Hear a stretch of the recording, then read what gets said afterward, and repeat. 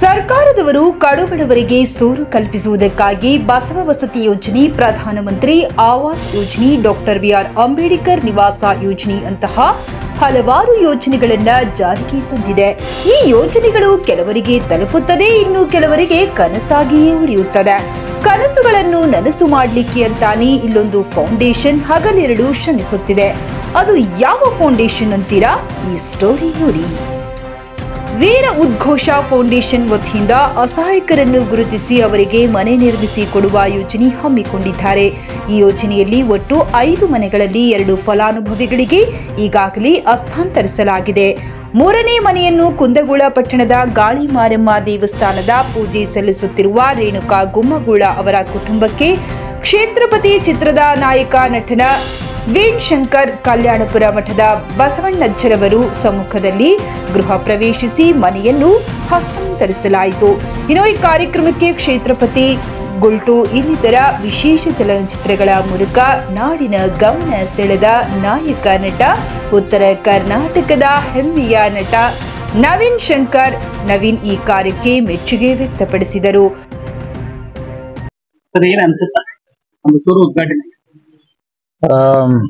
ಒಂದು basic needs ಇರ್ತೈತಲ್ಲ, ಅಂದ್ರೆ ನಾವು ಬಹಳ ಜನ ಆರಾಮಾಗಿರೋರು ಅನ್ಕೋತಿರ್ತೀವಿ. ಅಂದ್ರೆ ಎಲ್ಲಾ ಚಲೋ ಆತೈತಿ, ಎಲ್ಲಾ ಅಭಿವೃದ್ಧಿ ಆತೈತಿ, ಎಲ್ಲಾ ಆರಾಮಾಗಿದೆ ಅಂತ.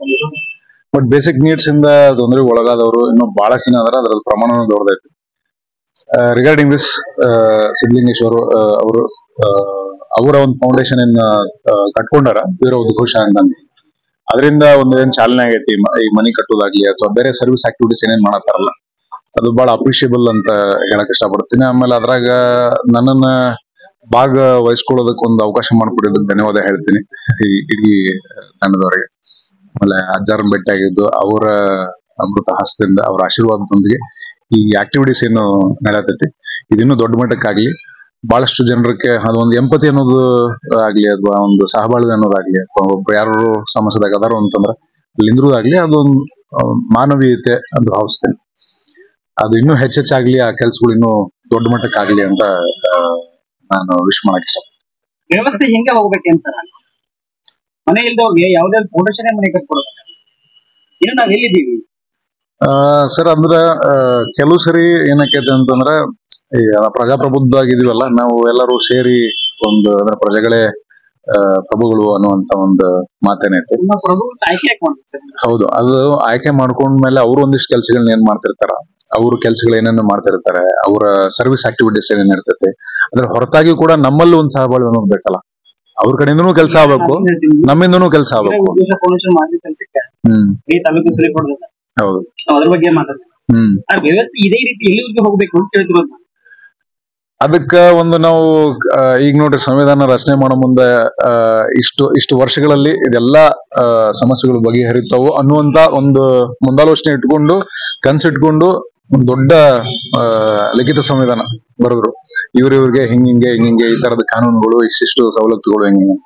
ಬಟ್ ಸಮಸ್ಯೆಗಳು ಇನ್ನೂ ಜೀವಂತ ಇದಾವಲ್ಲ, ಆ ಸಮಸ್ಯೆಗಳು ಕ್ಲಿಯರ್ ಆಗೋ ತನಕ ಇನ್ ಮುಂದುವರಿಲೇಬೇಕು.